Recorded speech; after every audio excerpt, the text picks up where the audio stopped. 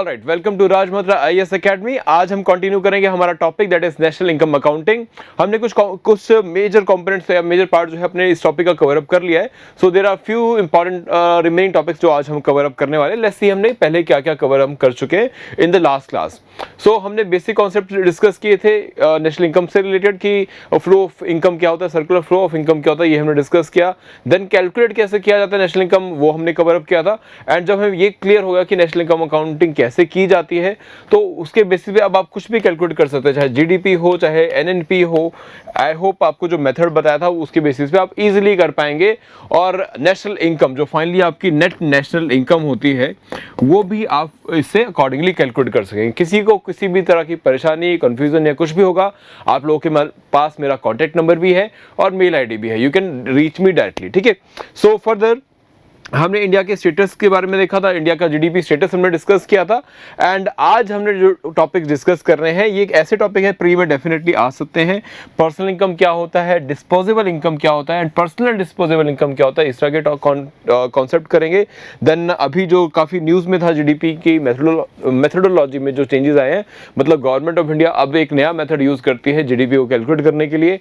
उस मेथड में क्या क्या चेंजेस आए हैं जो हमने कल डिस्कस किया था वो आज हम कवर अप करेंगे। एंड इसके part will discuss about the economic growth की कॉन्टेक्स्ट में हम कैसे देख सकते हैं जीडीपी को। And finally last year corona pandemic के बाद इंडिया में कुछ बहुत गिरावट देखी गई है जीडीपी ग्रोथ में, जिसको टेक्निकल रिसेशन का नाम दिया गया। सो वो टेक्निकल रिसेशन क्या है वो भी हम डिस्कस करेंगे, बिकॉज इस तरह के करंट अफेयर से रिलेटेड टर्म्स भी आपको आ जाते हैं। ठीक है, तो ये सारे पार्ट्स हमने कवर अप करने हैं आज के अपने लेक्चर में। So let's continue with the topic. First of all देखो, जब भी हम बात करते हैं जीडीपी की तो एक उसका इंपॉर्टेंट एडवांटेज ये है कि it helps you to compare your country's economic growth, economic development with the other countries economic growth. ठीक है, किसी और कंट्री से के मुकाबले अगर आप अपनी कंट्री की इकोनॉमिक ग्रोथ देखना चाहते हो तो अपनी कंट्री की जीडीपी को कंपेयर कर लीजिए दूसरी कंट्री की जीडीपी से। ये प्रोसेस रहता है, ये एक अच्छा एडवांटेज रहता है जीडीपी का अमंग अदर्स। सो अगर इस ग्राफिकल रिप्रेजेंटेशन में हम देखें सो इंडिया कहाँ स्टैंड करता है। देखिए, सबसे बड़ा हमें जो चंक या फिर सबसे बड़ा जो पोर्शन यहाँ पे दिखाई दे रहा है वो चाइना का दिखाई दे रहा है और दिख रहा है कि $25 ट्रिलियन की ये इकॉनमी है। इसके बाद हमारे पास यूएस आता है जहाँ पे $20 ट्रिलियन की इकॉनमी नजर आती है और इंडिया यहाँ पर साइड पर आपको $10 ट्रिलियन की इकॉनमी नजर आएगा। सो इस बेसिस पे अगर हम कहें तो इंडिया थर्ड नंबर पे आता है। इस बेसिस पे अगर हम कहें ये थर्ड नंबर पे आता है। सो एक तरह का डेटा आप कई बार ऑनलाइन सर्च करोगे तो एक तो ये मिलेगा आपको जहां पर इंडिया की जो जीडीपी है वो $10 ट्रिलियन के आसपास दिखाई जाती है। लेकिन ऐसे ही आपको कई और भी डिफरेंट डेटास मिलेंगे जहां पे नंबर्स वेरी करते हैं। जैसे यहाँ पर वर्ल्ड की बिगेस्ट इकोनॉमिक्स के बारे में डिस्कस किया गया है, 2019 का डेटा है ये। अब तो काफ़ी सिचुएशन चेंज हो गई है, बट इंडिया को दिखाया गया कि 9.23 ट्रिलियन डॉलर की इकॉनमी है ये। ठीक है, so these are the facts which are given to you. आज इनको हमने यही समझना है कि इनमें डिफरेंस क्या होता है। अब इसके बाद में अगर आता हूँ इकोनॉमिक सर्वे के डेटा पे, तो इकोनॉमिक सर्वे ने लास्ट ईयर जो आपका इकोनॉमिक सर्वे रहा उसमें क्या डेटा हमारे पास आया कि इंडिया की जो जीडीपी अगर हम इसे वर्ल्ड लेवल पे कंपेयर करें सो इंडिया की जीडीपी जो है 5th नंबर पर आती है। और कितनी है ये जीडीपी, ये $2.7 ट्रिलियन थी पहले और अभी आपका फाइनली जो एस्टिमेट आया है वो $2.9 ट्रिलियन की इकॉनमी के लिए आया।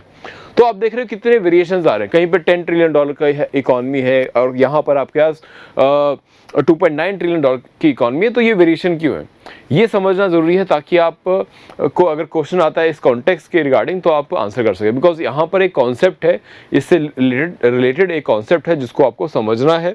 So the concept is purchasing power parity. Purchasing power parity ये एग्जाम में प्री में ऑब्वियसली आ सकता है, तो उसको हम डिटेल में डिस्कस करने वाले हैं। सो जब आप अपनी कंट्री की जीडीपी को दूसरे से कंपेयर करेंगे, बिकॉज जैसे मैं बताया आपको कि जीडीपी का मेन पर्पस या एक बेनिफिट ये है कि ये आपको हेल्प करता है दूसरे कंट्री से अपना इकोनॉमिक ग्रोथ मेजर करने के लिए। अब जब दूसरी कंट्री से आप कंपेयर करोगे तो वहाँ पे डॉलर चल रहा है, यूएस की बात करें तो इंडिया में रुपीज़ चलता है, तो रुपीज़ में आपने कैलकुलेट कर लिया, वहाँ पे डॉलर में कैलकुलेशन हो गया। देन आपको फिर कैसे एक मेजर मिलेगा, कैसे एक इक्वालिटी या फिर कैसे एक ऐसा स्टैंडर्ड मिले जहां से आप दोनों को कंपेयर कर सकें, ठीक है, जहां से आप दोनों को जिस एक यूनिट से आप दोनों को कंपेयर कर सकें।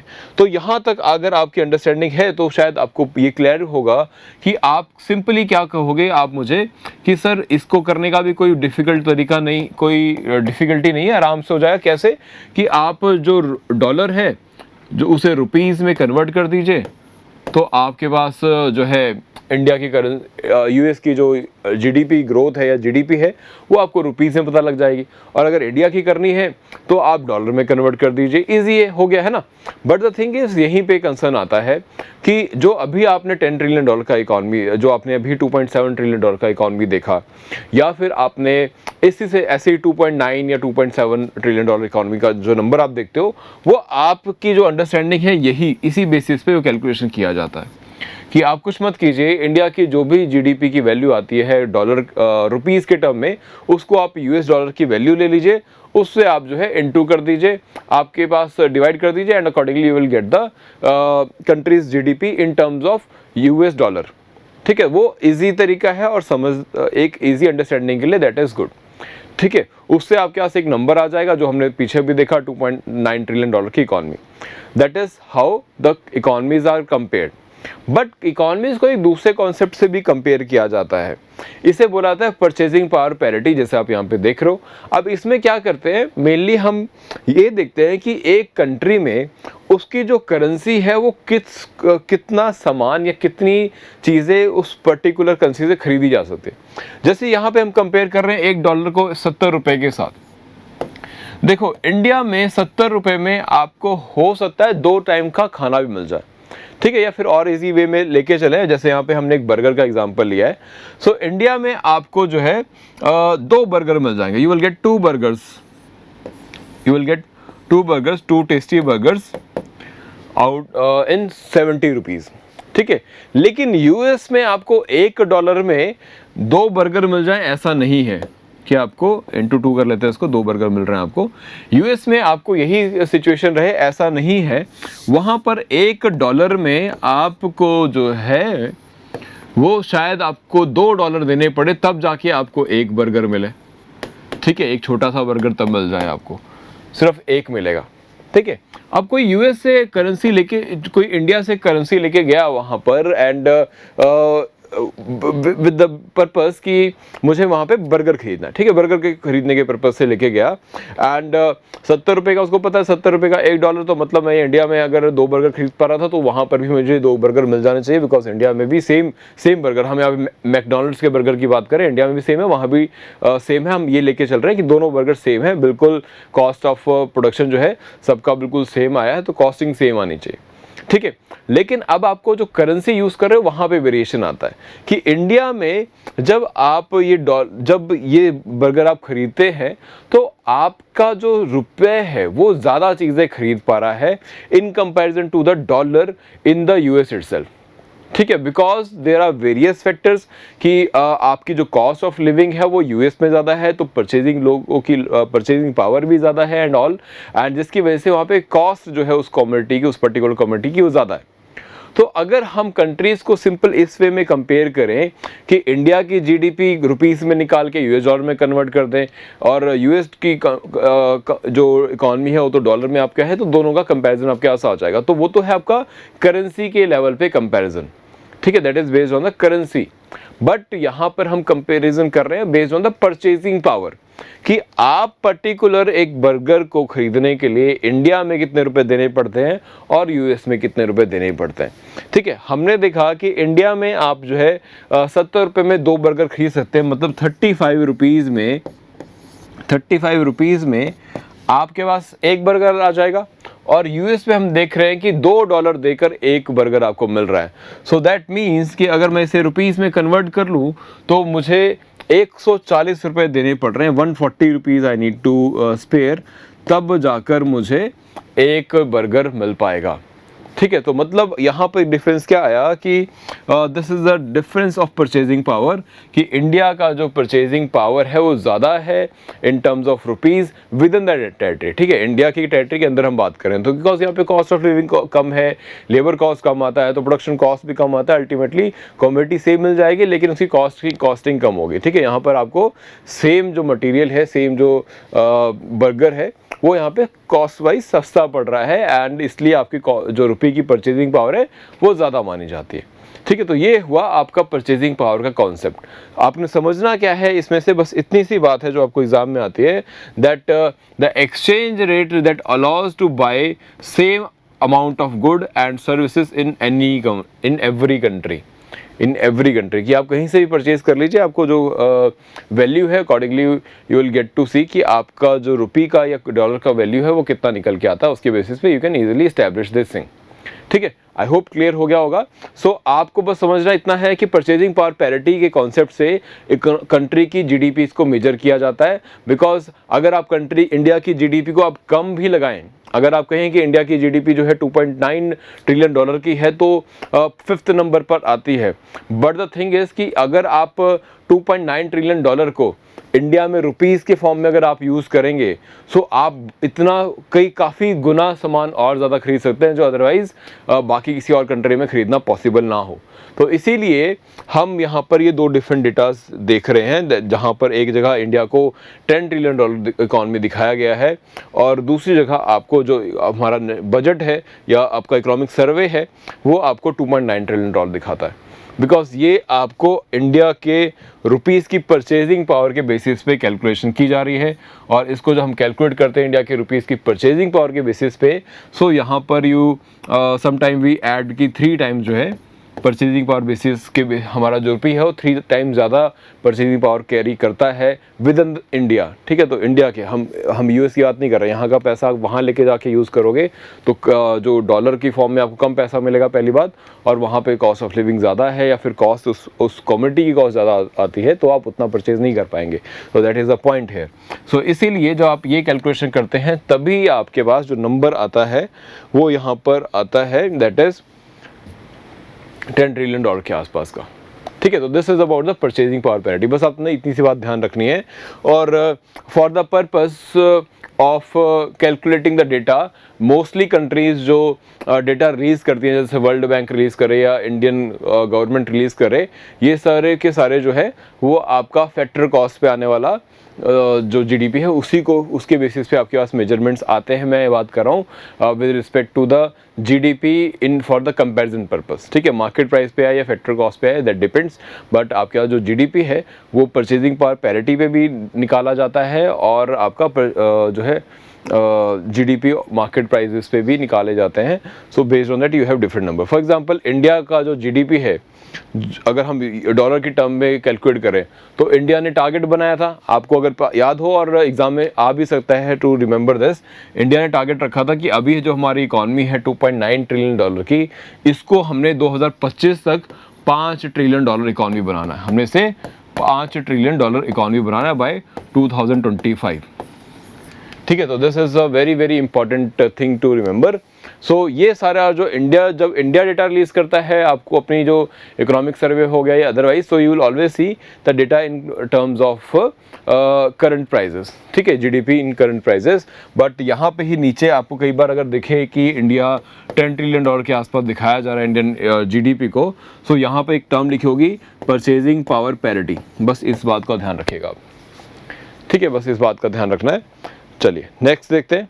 आई होप ये क्लियर हो गया एंड फर्दर इसको एक बार रीड कर लीजिएगा इस पीपीटी पीडीएफ से, so that you can understand it better. अब हमने कुछ और छोटे छोटे से टर्म्स कर रहे हैं जो आपको प्री में आ सकते हैं, जिसमें सबसे पहला टर्म आता है that is personal income. Personal income क्या होता है? देखो, हमने लास्ट लेक्चर में एक कॉन्सेप्ट डिस्कस किया था, जीडीपी पर कैपिटा जीडीपी का कॉन्सेप्ट।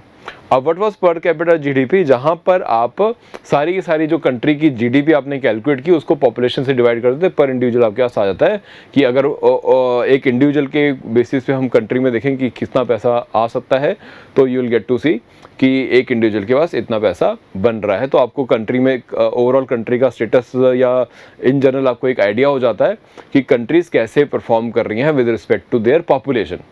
ठीक है, कि पॉपुलेशन ज़्यादा है तो जीडीपी उसके कंपैरिजन में कितनी ज़्यादा है, क्योंकि जीडीपी को कंपेयर किया जाता है फिर पॉपुलेशन से। अब उसके बाद हमारे पास कॉन्सेप्ट है पर्सनल इनकम का। पर्सनल इनकम में हम क्या देखते हैं कि अल्टीमेटली एक इंडिविजुअल के पास कितना पैसा आ रहा है, ठीक है, जीडीपी से जो आपने जनरेशन किया, एक इंडिविजुअल के पास कितना पैसा आ रहा है। So here what we discuss is this कि total money income received by an individual and household of the country from all possible sources। जो हमने कल डिस्कस किए थे फ्लो ऑफ इनकम में, सारे पॉसिबल सोर्सेज से आने वाले इनकम इसमें हम देखते हैं। बट इसमें एक काम हम करते हैं कि जो टैक्स है वो टैक्स से अलग हटा के उस टैक्स को पहले निकाल देते हैं। पहले हम देखना चाहते हैं कि अल्टीमेटली कितना पैसा इंडिविजुअल के पास बन रहा है, उनके पास पर्सनल इनकम कितनी क्रिएट हो रही है। पर्सनल इनकम आपकी है कि जो उनके पास चाहे सैलरी से आया, चाहे किसी बिजनेस से आया, चाहे कोई और अर्निंग आई, या फिर गवर्नमेंट ने किसी स्कीम से उनको प्रोवाइड कर दिया या उनके अकाउंट में पैसा आ गया, मतलब पैसा किसी भी तरफ से उनके पास आया है। सो ये पैसा हम इसे पर्सनल इनकम बोलते हैं और इसे नेशनल इनकम से कैलकुलेट किया जाता है। कैसे? नेशनल इनकम आपके पास ऑलरेडी हमने देख लिया था, नेशनल इनकम जैसे NIC और नेशनल इनकम, इसमें से आप कुछ वो चीज़ें माइनस कर दीजिए जो आम जनता के पास नहीं पहुँचने वाली, जैसे कि कॉर्पोरेट इनकम टैक्स।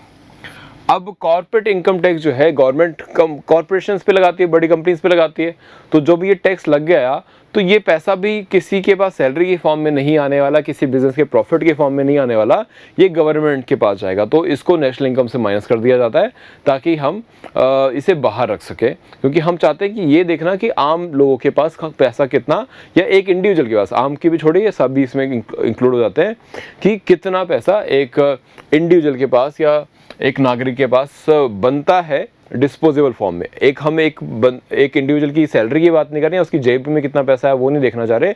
हम डिस्पोजेबल इनकम इसलिए कैलकुलेट करते हैं या पर्सनल इनकम इसलिए कैलकुलेट करते हैं ताकि हमें पता लग सके कि उसकी परचेजिंग पावर कितनी रहती है और इकॉनमी में कितना पैसा उसके पास है, सो दैट हम आगे देखें कि इनकम एनहांसमेंट की कैसे स्कीम्स बनाई जा सकती हैं, या इंडिविजुअल के पास पर्सनल इनकम कैसे बढ़ाई जा सके ताकि वो ज़्यादा से ज़्यादा मार्केट में इन्वेस्ट कर सके, या फिर डिमांड बनी रहे, कंज्यूमर एक्सपेंडिचर बना रहे, बिकॉज लोगों के पास पैसा होगा तभी वो एक्सपेंड करेंगे।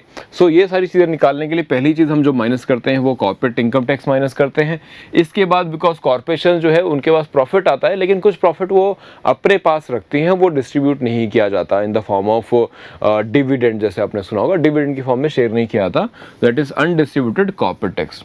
ठीक है, तो इसको ही हम माइनस करेंगे। इसके अलावा आप देखोगे कि जब भी किसी इंडिविजुअल की सैलरी आती है या फिर कुछ भी बेनिफिट मिलता है, स्पेसिफिकली जो फॉर्मल सेक्टर में काम करते हैं, उनकी सैलरी में कुछ डिडक्शन पहले ही कर लिए जाते हैं। ठीक है, जैसे उनको PF का बेनिफिट मिलता है, ठीक है, प्रोविडेंट फंड का बेनिफिट, उनका एक फंड है जिसमें पैसा आता रहता है, तो वो फंड उनको मिलना है रिटायरमेंट पे, तो लेकिन उस फंड में कंट्रीब्यूशन मंथली बेसिस पे उनको भी करना और एम्प्लॉयर को भी करना है। ऐसे ही इंश्योरेंस बेनिफिट्स एंड ऑल, तो उसकी डिडक्शन भी की जाती है आपकी सैलरी से, मतलब आपके हाथ में पैसा दिया जाए उससे पहले कुछ डिडक्शंस और भी हो रही हैं, तो इस डिडक्शन को भी हम अलग करेंगे। इनको बोलते हैं सोशल सिक्योरिटी कॉन्ट्रीब्यूशंस, इनको बोलते हैं सोशल सिक्योरिटी कंट्रीब्यूशन, तो इसको ही माइनस करेंगे। एंड इसके पार्ट एक और चीज़ जो प्लस करने वाली है, ये सब माइनस वाले आइटम्स है, एक प्लस करने वाला आइटम है दैट इज ट्रांसफ़र पेमेंट। और ट्रांसफ़र पेमेंट क्या होता है कि आप जैसे गवर्नमेंट की PM किसान स्कीम, इससे आम जनता के जेब में पैसा आ रहा है, ठीक है, आम जनता की जो ये पॉकेट है इसके अंदर ये मनी जो है गवर्नमेंट डिपॉजिट करवा रही है। ठीक है, तो अल्टीमेटली ये पैसा ऐड हुआ उसकी इनकम में, सो इसको हम पर्सनल इनकम में ऐड करते हैं। ठीक है, समझ गए कि हमने माइनस क्या करना है, वो चीज़ें जो पर्सनल इनकम या एक इंडिविजुअल के पास नहीं पहुंचने वाली। टैक्स पहले लग चुका है कॉर्पोरेशंस के ऊपर, तो वो टैक्स वाला पैसा गवर्नमेंट ने पहले ही इस फ्लो ऑफ इनकम से निकाल लिया, सो इस फ्लो ऑफ इनकम में नहीं बचा तो आम जनता तक नहीं पहुंचने वाला। देन इसके बाद आपके पास undistributed corporate profits, and then इसके बाद सोशल सिक्योरिटी बेनिफिट जो आप अपने लिए करते हैं, गवर्नमेंट आपसे करवाती है थ्रू वेरियस लेजिस्लेशन, तो वो माइनस हम करते हैं। और गवर्नमेंट के स्कीम्स के द्वारा या किसी भी तरीके से, और चाहे आपको चाहे गवर्नमेंट स्कीम दे, चाहे आपको फॉर एग्जांपल एक स्टूडेंट को स्कॉलरशिप मिलती है, तो ये सारे तरीके के गवर्नमेंट के तरीके हैं जहाँ से आपको ट्रांसफ़र पेमेंट्स आती हैं, ये सारी हम इसमें प्लस कर लेते हैं। तो आपके पास फिर आ जाता है पर्सनल इनकम, मतलब एक इंडिविजुअल के पास उसकी जेब तक कितना पैसा पहुँचा। So this is your personal income. And then इसके बाद हम डिस्कस करेंगे डिस्पोजेबल इनकम। डिस्पोजेबल इनकम का जो कॉन्सेप्ट है, आपके पास जो पैसा आया in the form of personal income, ये सारा का सारा पैसा आप खर्च नहीं पाएंगे, तो जो नहीं खर्च पाएंगे उसको हमने निकालना है। और डिस्पोजेबल का मतलब है जो आप खर्च सकें। तो डिस्पोजेबल इनकम हम देखते हैं उसको क्या निकाला जाएगा इसमें से। तो हमने इसमें से सबसे एक ही चीज़ निकालनी है, क्योंकि बाकी चीज़ें हम पहले माइनस कर चुके हैं। तो यहाँ पे हम डायरेक्ट टैक्सेस जो देने वाला है in the form of income tax और ऐसे ही और टैक्सेस जो है वो देने वाला है, वो हमने इसमें से माइनस कर देने हैं बस।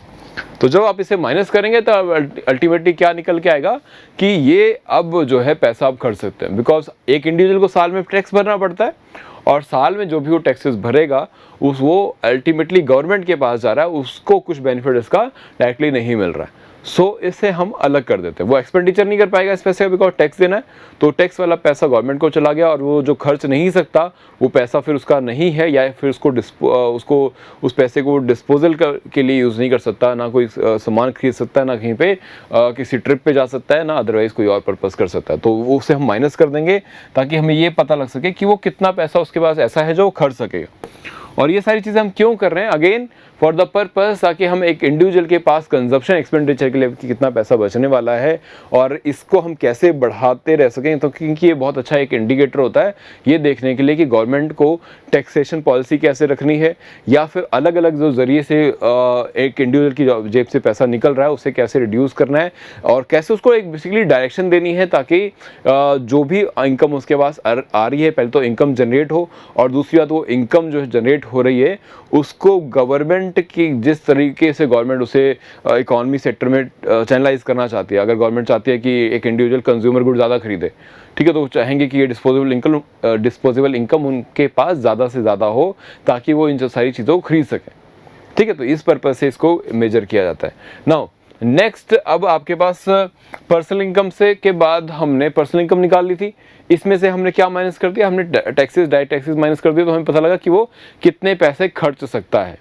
लेकिन इस खर्चने में एक और भी चीज़ आती है, एक और तरह का खर्चा है जिसकी वजह से आपके पास आने वाली इनकम और कम होती है। वो क्या है, पर्सनल डिस्पोजेबल इनकम का कॉन्सेप्ट। अब इसमें हम क्या करते हैं, आपके पास टैक्सेस तो आपने माइनस कर दिए थे, लेकिन एक और तरीके से गवर्नमेंट आपसे पैसा निकलवाती है, वो है फीस एंड चार्जेस।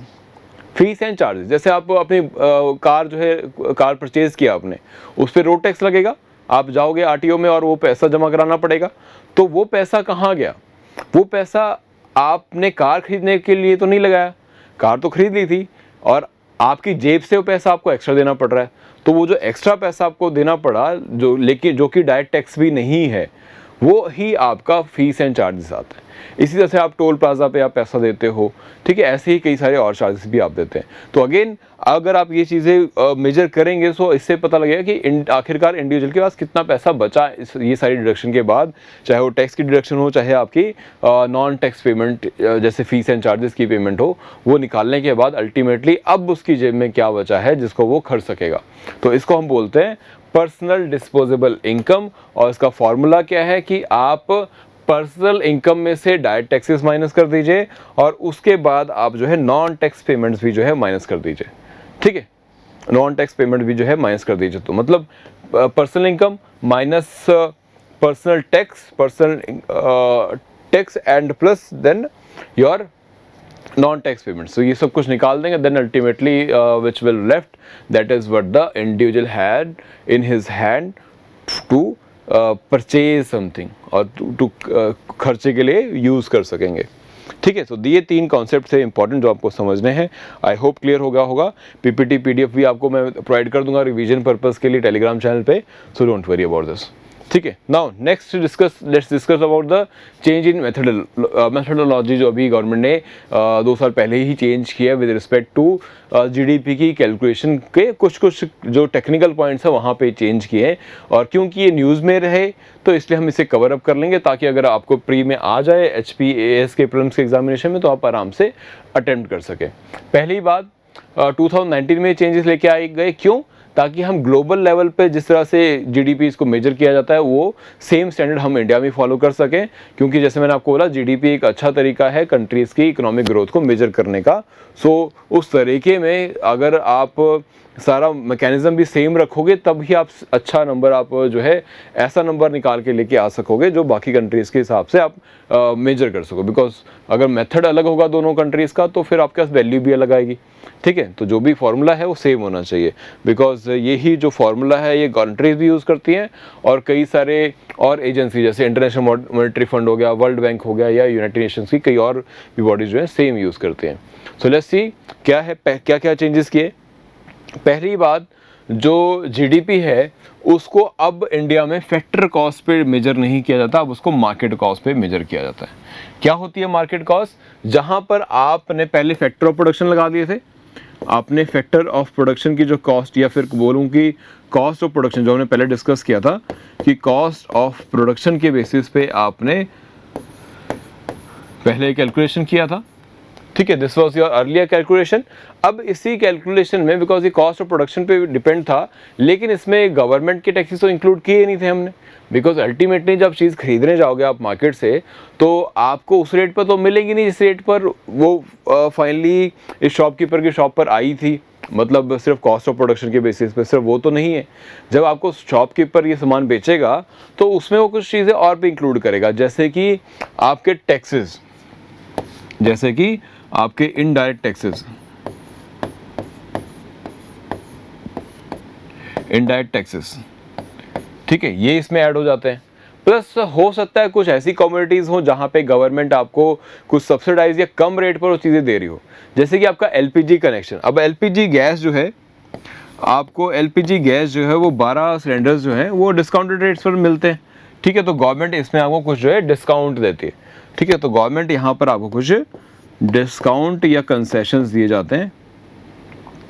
तो ये जो डिस्काउंट्स एंड कंसेशंस हैं इनको भी हमें इस वैल्यू से माइनस करना है, इस वैल्यू से माइनस करना, बिकॉज आपने जिस चीज़ पे ख़रीदा वो मार्केट वैल्यू, हमने मार्केट की प्राइस निकालनी है, तो मार्केट में आपको वो सिलेंडर सब्सिडाइज रेट पर मिल रहा है तो हमारे लिए वो मार्केट प्राइस हुआ। सो इस करके इस तरह के डिस्काउंट्स या फिर बेनिफिट जो है उनको हम माइनस करते हैं, उनको हम जो है इसमें माइनस कर देंगे ताकि हमारे पास वो वैल्यू आ सके। बिकॉज कॉस्ट ऑफ प्रोडक्शन में तो ये सारी चीज़ें इंक्लूड थी, लेकिन गवर्नमेंट ने डिस्काउंट किया बिकॉज आपका जो एलपीजी कनेक्शन है या जो एलपीजी गैस है एक्चुअल में उसकी वैल्यू अलग है, उसकी कॉस्टिंग अलग है, लेकिन आपको सब्सिडाइज रेट पर मिल रही है और मार्केट में वही रेट है। तो इसलिए मार्केट का रेट अगर हमें निकालना है तो ये डिस्काउंट हम उसमें से माइनस कर देंगे ताकि हमें वो पता लग सके। क्योंकि हो सकता है आपको सिलेंडर अदरवाइज जो है, जो सिलेंडर आपको 12 सिलेंडर के बाद 12 सिलेंडर तक आपको जो मिल रहा है वो हो सकता है 1200 रुपये का हो, लेकिन गवर्नमेंट आपको जो मार्केट में डिस्काउंट करके प्रोवाइड कर रही है वो हो सकता है 900 रुपये हो। तो मतलब अल्टीमेटली मार्केट प्राइस आपके लिए क्या हुआ, ये 900 रुपये हुआ। तो इसलिए हम इस 900 रुपये को ही लेके चलेंगे और बाकी का जो डिस्काउंट है 300 रुपये वो हमने इसमें से माइनस कर देना है ताकि हमारे पास वैल्यू क्या आए जो मार्केट में चल रही है। ठीक है, तो दिस इज़ द फॉर्मूला। तो हम यहाँ पे क्या करने वाले हैं एक्चुअल में, हम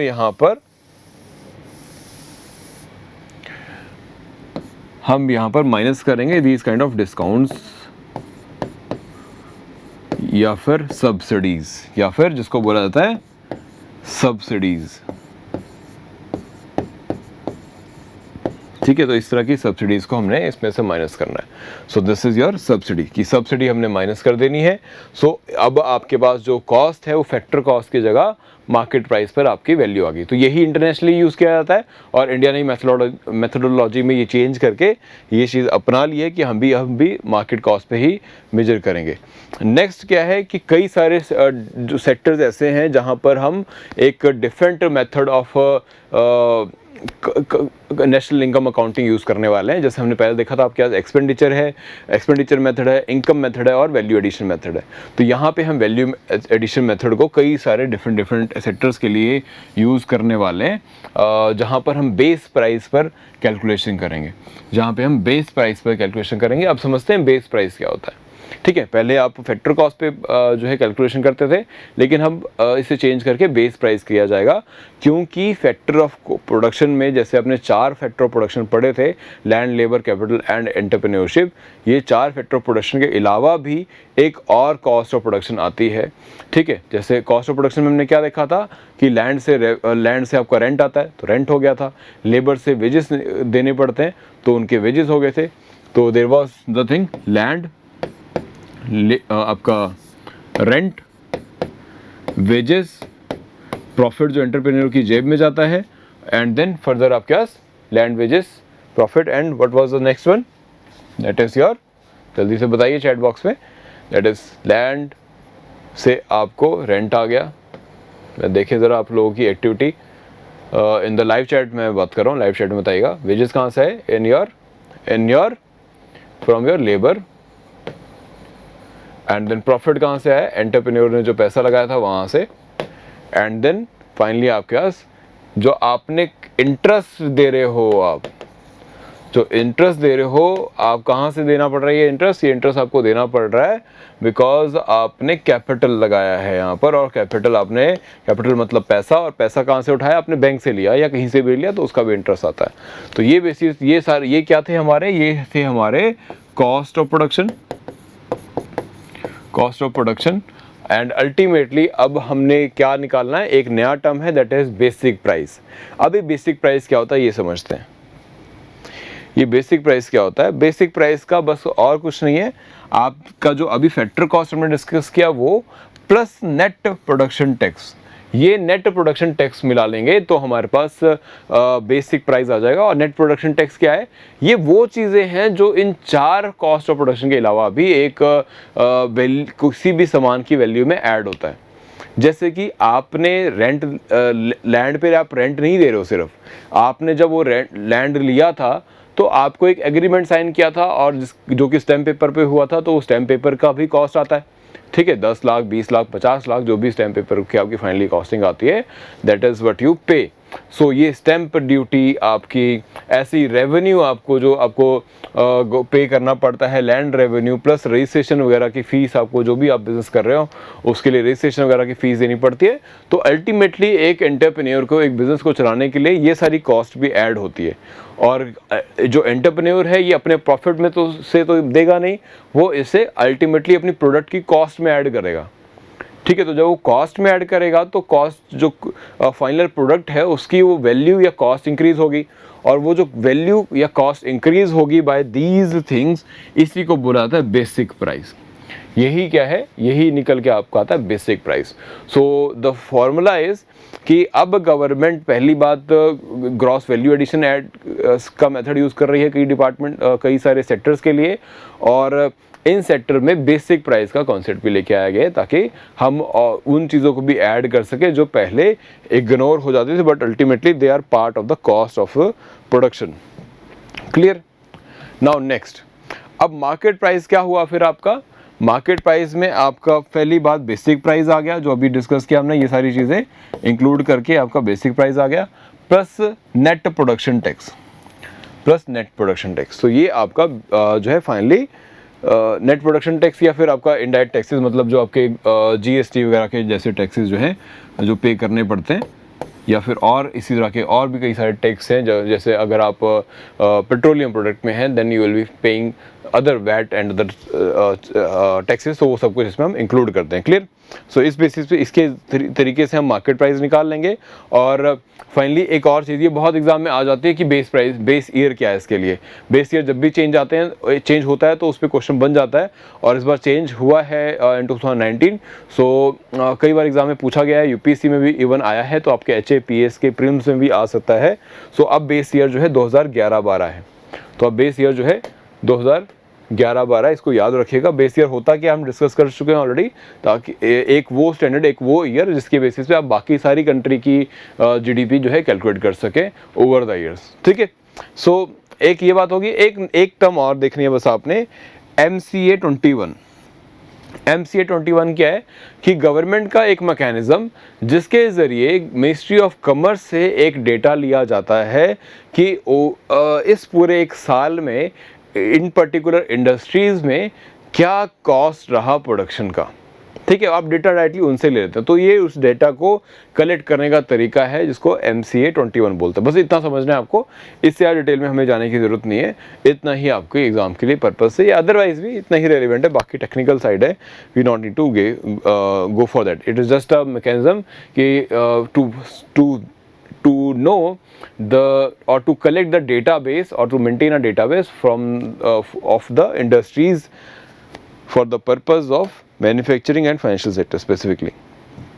ठीक है, आगे देखते हैं। अब GDP और इकोनॉमिक ग्रोथ का रिलेशनशिप, सबसे पहली बात इसमें हमने सिर्फ टर्म्स देखनी है जो आपकी GDP और इकोनॉमिक ग्रोथ से रिलेटेड टर्म्स हैं।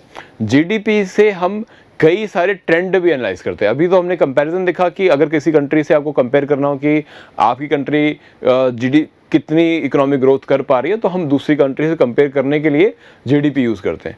अब GDP को एक और चीज़ के लिए यूज़ किया जाता है, ये देखने के लिए कि कंट्री की इकोनॉमिक ग्रोथ हो रही है, नहीं हो रही है, या हो रही है तो कितनी हो रही है। ठीक है, तो इससे रिलेटेड कुछ टर्म्स हैं वो हमने देखनी है। GDP हमें यहाँ पे हेल्प करेगा।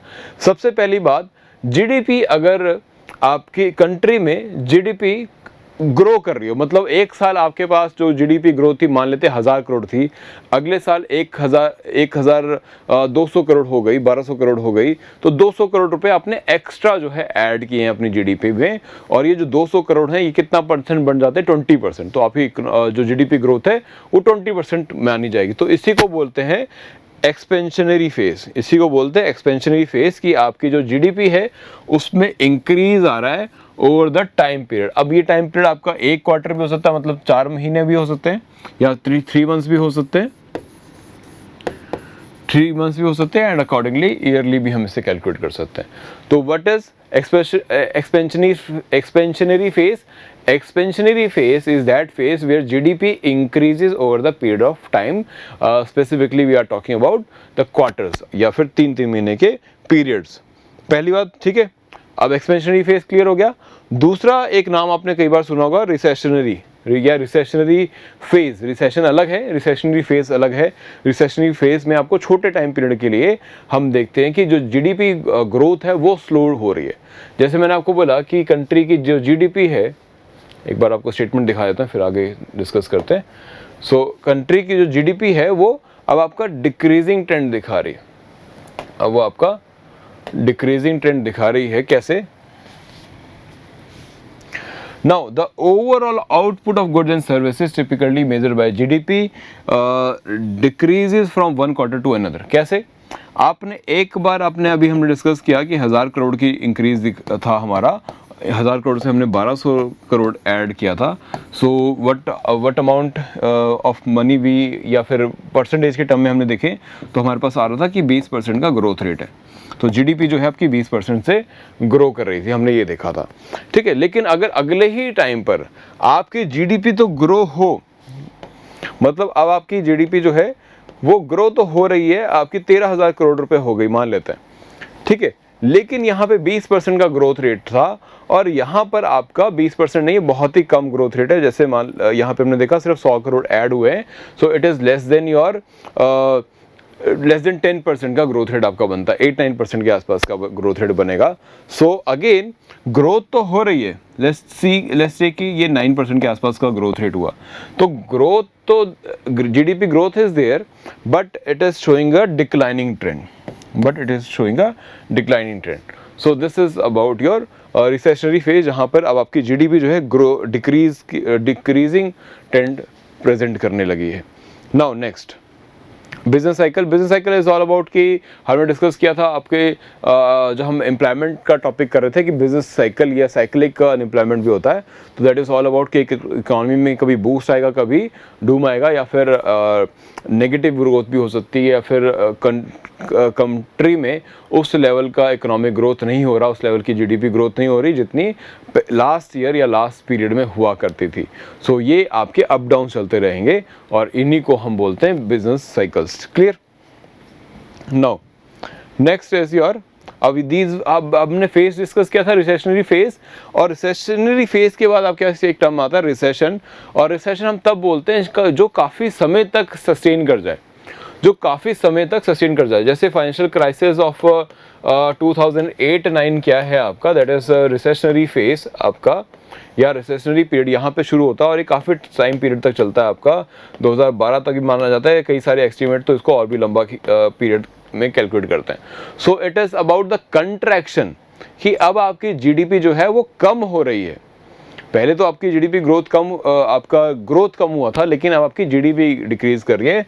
जैसे पहले अगर 100 करोड़ थी तो अब आपकी जो जीडीपी है वो 80 करोड़ ही रह गई, ठीक है, 80 करोड़ ही रहेगी। तो दिस इज द कंट्रैक्शन, और द स्लो डाउन और a massive slow down in the economic activity for over a long period of time, ठीक है। और ये लॉन्ग पीरियड ऑफ टाइम कितना भी हो सकता है, 5 साल भी हो सकता है, 10 साल और 20 साल भी हो सकता है, ठीक है। तो इसको हम specifically that is depend upon the situation and the reason और the country, but the basic part is कि आपका जो इकोनॉमी है उसमें स्लो डाउन आ रहा है या फिर वो नेगेटिव में जा रही है, ठीक है, या फिर स्लो हो गई इकोनॉमिक ग्रोथ या फिर नेगेटिव में जा रही है। This is your recession and then is your depression, जहाँ पे आपकी जो इकोनॉमिक ग्रोथ है वहाँ पर वो नेगेटिव में अब जा रही है, दैट इज अब वो नेगेटिव में जानी शुरू हो गई, negative economic growth with the output falling for at least 12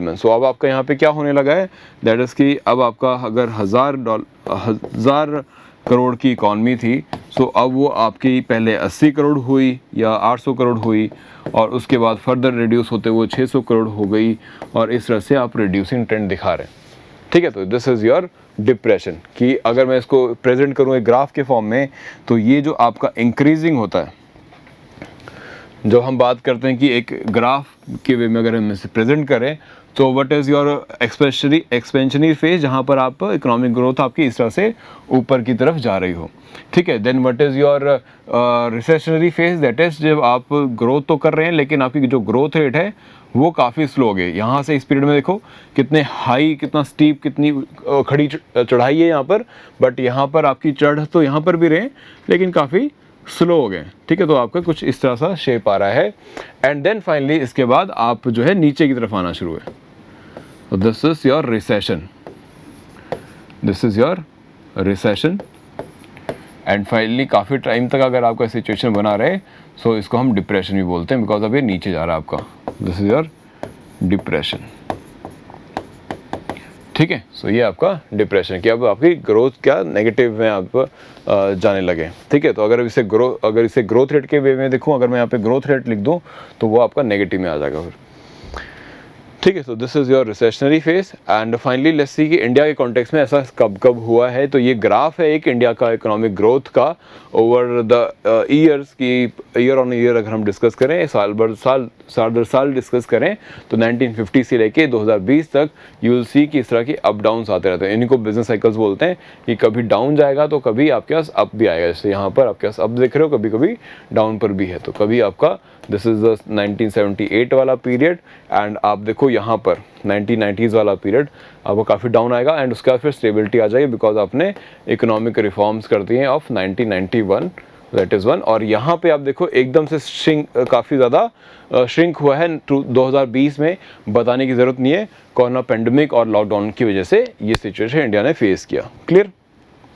now अब लास्ट में हमारे आते हैं पॉइंट पर, दैट इज़ जो न्यूज़ में चल रहा था, रिसेशन एंड टेक्निकल रिसेशन। देखो रिसेशन हम समझ गए कि रिसेशन क्या होता है, टेक्निकल रिसेशन न्यूज़ में था और इसके साथ साथ एक और वर्ड भी न्यूज़ में था, दैट इज़ न्यू कास्ट, ठीक है, that is nowcast basically. अब नाउ कास्ट क्या है कि आरबीआई या कई सारी एजेंसीज आपको जब फोरकास्ट देती है, तो मतलब आने वाले समय के बारे में आपको प्रोडिक्शन दिया जाता है कि 6 महीने बाद, 3 महीने बाद या साल बाद ये सिचुएशन हो सकती है। तो वो ब्रॉडकास्ट है कि आपको जैसे मौसम की जानकारी आपको ब्रॉडकास्ट आता है, वेदर ब्रॉडकास्ट, की आगे आने वाले समय में ऐसा वेदर होगा। लेकिन एक टर्म है दैट इज़ नाउ कास्ट, कि अभी क्या होने वाला है या फिर अभी क्या हो रहा है, ठीक है। तो आरबीआई ने यही नाउ कास्ट दिया लास्ट ईयर और बोला कि इंडिया जो है टेक्निकल रिसेशन की तरफ जा रहा है, बिकॉज इंडिया की जो इकॉनमी है है वो कंट्रैक्ट कर रही है। जीडीपी ग्रोथ होता है, एक जीडीपी कंट्रैक्शन होता है कि अब आपकी जो इकॉनमी है वो ग्रो करने के बदले वो माइनस में जानी शुरू होगी। तो जैसे हम देख रहे थे कि 1000 करोड़ की जगह वो 800 करोड़ पे आ गई, तो दैट इज़ योर कंट्रैक्शन। तो this is your technical recession जिसकी हम बात करें। तो सेकंड अब ये कब मानते हैं हम टेक्निकल रिसेशन, क्या कॉन्सेप्ट है ये? तो रिसेशन तो हमने देखा, टेक्निकल रिसेशन वो है जहां पर आपके पास एक क्वार्टर मतलब 3 महीने से ज़्यादा आपके पास लगातार कंट्री की जो जीडीपी है वो नेगेटिव में जानती रहे, तो उसको हम बोलते हैं टेक्निकल रिसेशन। तो ये इंडिया में फॉर द फर्स्ट टाइम देखा गया है, तो इसलिए मैंने आपको कॉन्सेप्ट कराया बिकॉज एग्जाम में भी आपको ये आ सकता है। इसका एक ग्राफ भी देखेंगे हम। So nowcast I have explained you कि नाउ कास्ट क्या है। पहले आरबी फ्रिक्वेंटली ये देता था डेटा इसके regarding, but 90s I guess 1990s के बाद जो है 1995 स्पेसिफिकली ये डेटा आना बंद हुआ।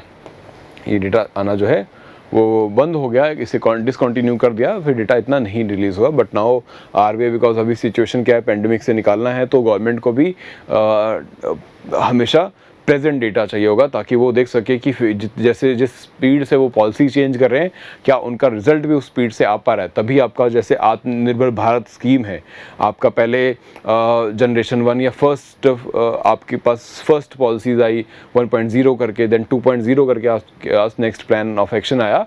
सो गवर्नमेंट हर बार एक नए प्लान के साथ आ रही है ताकि वो देख सके कि किस हिसाब से हम इस इकोनॉमिक सिचुएशन से बाहर निकाल सकते हैं कंट्री को। This is about your technical recession.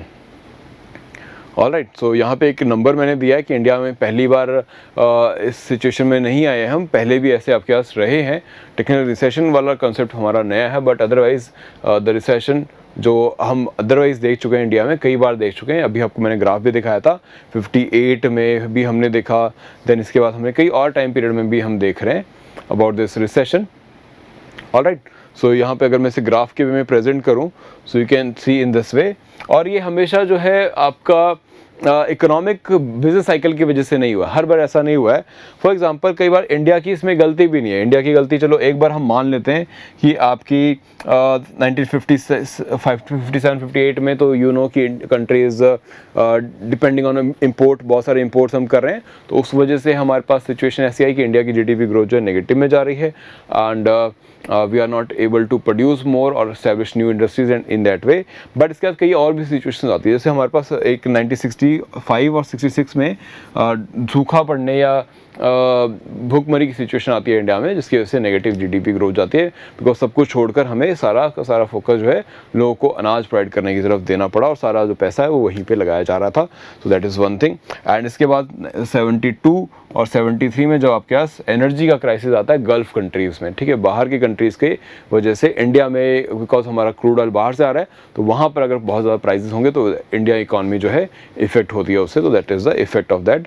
और फाइनली आपके पास 79-78 में भी सिमिलर क्रूड ऑयल प्राइसेस की वजह से यू हैव अ प्रॉब्लम। तो ये एक डेटा है, एक बार रीड करिएगा, इसको बस आपके रेफरेंस के लिए भी है ताकि आप ये समझ सकें कि कैसे जो नंबर्स हैं, जैसे जो जीडीपी का ग्रोथ का जो नंबर है वो कैसे इन्फ्लुएंस होता है बाय वेरियस अदर फैक्टर्स, और इंडिया में ऐसा कब कब हुआ है। Just go through these PPT PDF एक बार फॉर योर अंडरस्टैंडिंग पार्ट, ठीक है। आई होप ये सारा पार्ट आपको क्लियर हो गया होगा अच्छे से। So this is all the points I further wanted to add हमारा नेशनल इनकम अकाउंटिंग वाले टॉपिक में। एंड अब हम जो नेक्स्ट लेक्चर करने वाले हैं वो बजट और फिस्कल पॉलिसी वाला होगा, कि बजट में आपका बजट में कैसे कैलकुलेशंस किए जाते हैं, कैसे कैटेगराइजेशन किए जाते हैं कि कहाँ से आपका पैसा आ रहा है, कहाँ पे पैसा जा रहा है, और इसको भी बड़े इजी तरीके से समझेंगे जैसे अभी हमने नेशनल इनकम अकाउंटिंग का टॉपिक किया है, ठीक है। बड़ा सिंपल तरीके से समझेंगे, और ये लेक्चर आपको बहुत ज़रूरी है देखना, बिकॉज कई सारे आपकी मिसअंडरस्टैंडिंग्स भी दूर होंगी और कई सारी जो दिमाग में दुविधाएं हैं कि आपका रेवेन्यू डेफिसिट क्या होता है, रेवेन्यू क्या होता है और एक्सपेंडिचर क्या होता है, या रेवेन्यू रिसिप्ट और एक्सपेंडिचर रिसिप्ट, ये सब में क्या फ़र्क होता है, ये हम समझेंगे अपने इस लेक्चर में, ठीक है। तो तब तक के लिए एक बार रिवाइज़ कीजिएगा, जो भी क्वेरी कंसर्न है वो मुझे आप व्हाट्सएप कर सकते हैं। इसके अलावा आपको मैं कॉन्टैक्ट नंबर पहले भी दे चुका हूँ आपको व्हाट्सएप करने के लिए, तो वो नंबर है 8837636013। इस पे आप मुझे कांटेक्ट कर सकते हैं। मेरा मेल आईडी भी है, अगर आपको कुछ फर्दर क्वेरीज हो जो आप शेयर करना चाहते हैं, कोई मटेरियल है जिसको आप वेरीफाई कराना चाहते हैं, so you can mail me also wisdom deepak@gmail.com।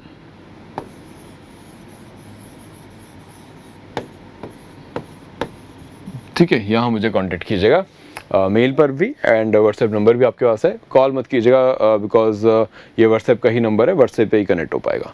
ठीक है जी, चलिए, this is all from my side for today. Will see you in the next lecture. Thank you so much.